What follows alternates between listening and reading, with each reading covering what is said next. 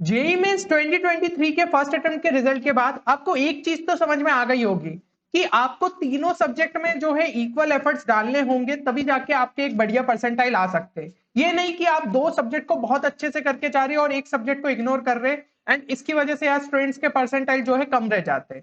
तो यही चीज मैं आपको मैथ्स में भी कहना चाहूंगा। मैथ्स को लेकर स्टूडेंट्स में एक बहुत बड़ा डर रहता है कि यार मैथ्स के तो क्वेश्चंस हमसे होंगे ही नहीं, लेकिन यहाँ पे जब आपने एनालिसिस अगर किया होगा पेपर का तो आपको ये चीज समझ में आएगी कि कुछ क्वेश्चंस तो डुएबल रहते हैं, उनको भी अगर आप अच्छे से अटेम्प्ट कर लो तो एक बढ़िया परसेंटाइल आपके बन सकते हैं। तो यहाँ पे आपको एक कंप्लीट प्लान में देना चाहूंगा अप्रैल अटेम्प्ट के लिए, जिसके थ्रू आप 60+ मार्क्स तक ला सकते हो।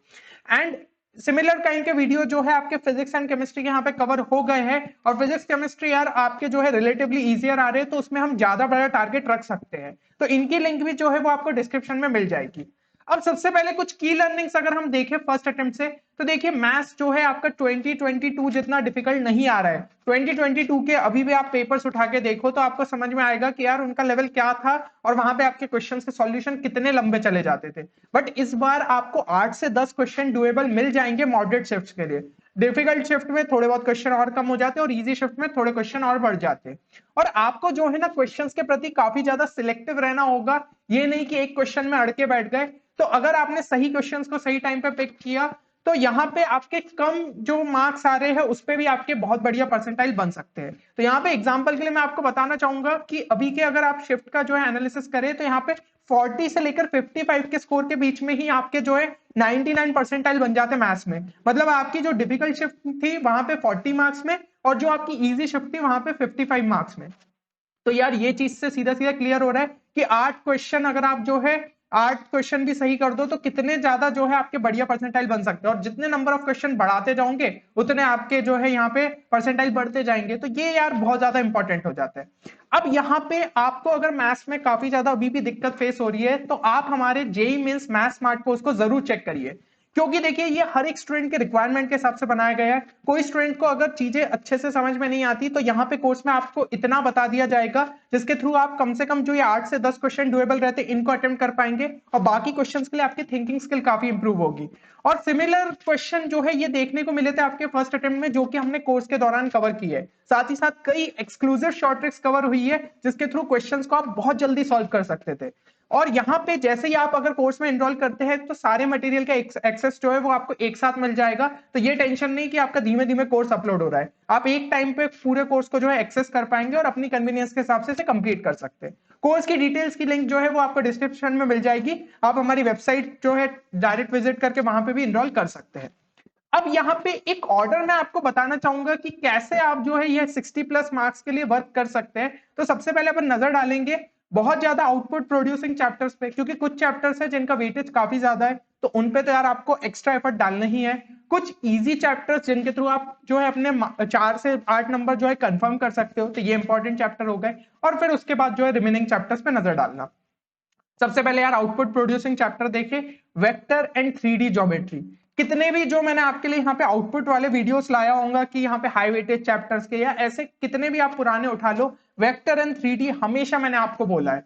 और इस बार तो यार पिछले सालों के मुकाबले इसका वेटेज काफी ज्यादा रहा। 58 क्वेश्चन पूछे गए आपके टोटल 12 शिफ्ट के अंदर। 4 से 5 क्वेश्चन मान के चलिए हर शिफ्ट में आपके पूछे गए। देन यहाँ पे definite integrals plus area under the curve, यहाँ से 38 क्वेश्चन देखने को मिले थे। ये चीज मैं आपको पहले भी बोल चुका हूं कि आप जब इंटीग्रेशन को पढ़ रहे हो स्टूडेंट्स को डिफिकल्टी होती है इंटीग्रेशन में, लेकिन सबसे पहले आप जो है डेफिनेट इंटीग्रल की प्रॉपर्टीज अच्छे से पढ़ लो। एरिया अंडर द कर्व देख लो, क्योंकि एरिया अंडर द कर्व में आपका डेफिनेट इंटीग्रल ही यूज होना है, वो भी बहुत ही सिंपल सा कॉन्सेप्ट में। तो यहाँ पे डिफिकल्टी नहीं होगी। और जो है लास्ट में आप इनडेफिनेट इंटीग्रल देखना, उसकी कुछ प्रॉपर्टीज देख लेना। ये चीज आपको पता होनी चाहिए कि फर्स्ट अटेम्प्ट में सिर्फ 2 क्वेश्चन आपके पूछे गए थे इनडेफिनेट इंटीग्रल पे डायरेक्ट। बाकी आपका जो है डेफिनेट इंटीग्रल में ही कुछ इनडायरेक्ट प्रॉपर्टी यूज हो रही थी, उसमें भी इजी से सब्स्टिट्यूशन थे या फिर कुछ आपका जो है बाय पार्ट लग जाता, इस टाइप के क्वेश्चन थे। देन यहाँ पे जो है आपके बाइनोमियल थ्योरम के 23 क्वेश्चन देखने को मिले थे। मतलब लगभग हर शिफ्ट में 2 क्वेश्चन पूछे ही गए थे। तो ये भी काफी ज्यादा इंपॉर्टेंट चैप्टर है और बाइनोमियल थ्योरम का हर साल ही आपको इस टाइप का वेटेज देखने को मिलता है। सीक्वेंस एंड सीरीज भी काफी ज्यादा इंपॉर्टेंट चैप्टर। 22 क्वेश्चंस देखे गए, 2 question most of the shifts में मतलब आपके पूछे गए थे। तो यहाँ पे इतने जो आपके टॉपिक्स दिए इनसे आप 10 से 11 क्वेश्चन जो है एक्सपेक्ट कर सकते हो, और सेकंड अटेम्प्ट के लिए भी मोस्टली ये चीज हमारे लिए वर्क करनी चाहिए।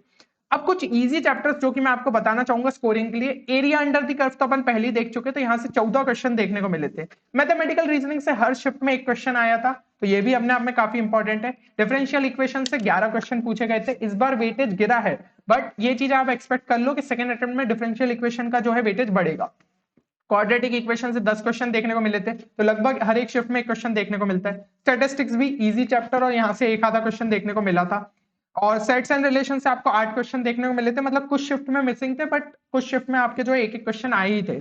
और डिटर्मिनेंट से भी आपके 8 क्वेश्चन थे। और ये जो डिटर्मिनेंट के 8 क्वेश्चन आए हैं, ये ज्यादातर क्वेश्चन जो है आपके साइमल्टेनियस इक्वेशन के सॉल्यूशन निकालने का रहता है ना, उससे ही पूछे गए थे। तो कंसिस्टेंट सॉल्यूशन, इनकंसिस्टेंट सॉल्यूशन, इनको बस अच्छे से देख लेना। 5 क्वेश्चन इतने टॉपिक से आप एक्सपेक्ट कर सकते हो। तो टोटल यार आप देख रहे हो कि अगर आप high weightage chapter plus easy chapters को बहुत अच्छे से कर लेते हो, तो यहाँ पे आप जो है एक डिसेंट परसेंटाइल लाने चाहते हो, वो आपको इसके थ्रू मिल जाएंगे। और कुछ मैं आपको लेस वेटेड चैप्टर्स भी बताना चाहूंगा, जो कि आपको एकदम लास्ट के लिए रखना चाहिए। शुरू में उन पे अभी इतना फोकस मत करो, छोड़ भी दोगे चल जाएगा। प्रॉपर्टीज ऑफ ट्राइंगल सिर्फ एक क्वेश्चन पूछा गया था पूरी 12 शिफ्ट के अंदर, तो यार इसको लास्ट में अटेम्प्ट करो। हर साल यही देखा जाता है, ज्यादा से ज्यादा मैक्सिमम 2-3 क्वेश्चन आते हैं सारी शिफ्ट के मिला के, तो इस बार तो और भी वेटेज कम था। मैथमेटिकल इंडक्शन बहुत ही रियरली क्वेश्चन आता है, और ऐसा कुछ बहुत बड़ा इसमें यार कुछ कॉन्सेप्ट भी नहीं है जो कि आपको समझ में नहीं आएगा। पढ़ना है तो पढ़ लेना, नहीं तो आखिरी के लिए छोड़ देना। पेयर ऑफ स्ट्रेट लाइन से भी जो है आपका एक भी क्वेश्चन नहीं पूछा गया था, ठीक है। तो स्ट्रेट लाइन में बाकी चीजों पे ज्यादा फोकस करना। हाइट एंड डिस्टेंस से भी एक भी क्वेश्चन नहीं आया था, तो हाइट एंड डिस्टेंस के बेसिक क्वेश्चन देखना, बहुत ज्यादा डीप में जाने की जरूरत नहीं है। लीनियर प्रोग्रामिंग से भी जो है एक भी क्वेश्चन नहीं पूछा गया था। तो ये कुछ लेस वेटेज चैप्टर है जो कि आप लास्ट में ही देखना अगर टाइम मिले तो। अब यहाँ पे कुछ सोर्सेज जो कि मैं आपको बताना चाहूंगा। तो फिजिक्स केमिस्ट्री में तो अपन ने एनसीईआरटी की बात की, लेकिन यार मैथ्स के लिए एनसीईआरटी से काम नहीं होगा, ये चीज आपको समझ में आनी चाहिए। पीवाईक्यूज करके जाओ 2020 से लेकर 2022 तक के सारे चैप्टर्स के लिए। और जो हाई वेटेज और इजी चैप्टर्स मैंने कहे हैं ना, उनके लिए पहले अरिहंत की सीरीज आप उठा सकते हो। तो ये कुछ आपकी बुक्स रहती है, अगर है तो बहुत अच्छा है, नहीं तो थोड़ा सा जुगाड़ लेना। और इन बुक्स के जो है आप क्वेश्चंस ज्यादा से ज्यादा सॉल्व करो। थ्योरी पढ़ने से काम नहीं होगा मैथ्स में, क्वेश्चंस ज्यादा से ज्यादा सॉल्व करने। तो इससे आपकी स्पीड भी इंप्रूव होगी और ज्यादा क्वेश्चंस की आपकी प्रैक्टिस होगी।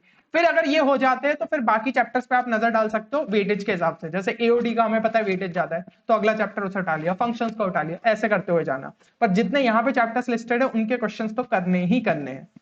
तो होपफुली यार आपको एक क्लियर प्लान मिला होगा कि किन चैप्टर्स पे आपको पहले वर्क करना है, और इस ऑर्डर को अगर फॉलो करते हो तो मैथ्स में आपके एक अच्छे परसेंटाइल आ सकते हैं। साथ ही साथ हमारी मोस्ट रिपीटेड कॉन्सेप्ट सीरीज को भी कंप्लीट करके जाना, क्योंकि देखने को मिला था हर शिफ्ट में आपके 3 से 4 क्वेश्चन पर सब्जेक्ट देखने को मिल जाते थे। तो यहाँ पे यार बहुत ही इंपॉर्टेंट सीरीज है, उसे ध्यान से कंप्लीट कर लेना। और ये चीज जरूर मेंशन करिएगा कि फर्स्ट अटेम्प्ट में आपके कितने आए मैथ्स में परसेंटाइल, ठीक है। तो कमेंट सेक्शन में अभी जाके फटाफट इस चीज को लिखो, और सेकंड अटेम्प्ट तक कितना बूस्ट आप दिखा सकते हो। अभी अगर मान लो आपके जो है परसेंटाइल खराब भी आए, 30-40 की रेंज में भी आए, तो आपको समझ में आ रहा है यार कितने कम क्वेश्चन अटेम्प्ट करने पे इतने बढ़िया परसेंटाइल मिल सकते हैं। तो सिर्फ 30 से 40 नंबर का बूस्ट आपको देना है, दे सकते हो यार, अभी भी आप जो है इन चीजों को कर सकते हो। साथ ही साथ जेईई मेंस के स्मार्ट कोर्स को भी जरूर चेक करना अगर आप बहुत ज्यादा वीक फील करते हो तो। चलिए, तो होपफुली यार ये वीडियो आप सभी के लिए बेनिफिशियल रहेगा। मिलते हैं अगले वीडियो में, तब तक के लिए take care and good bye.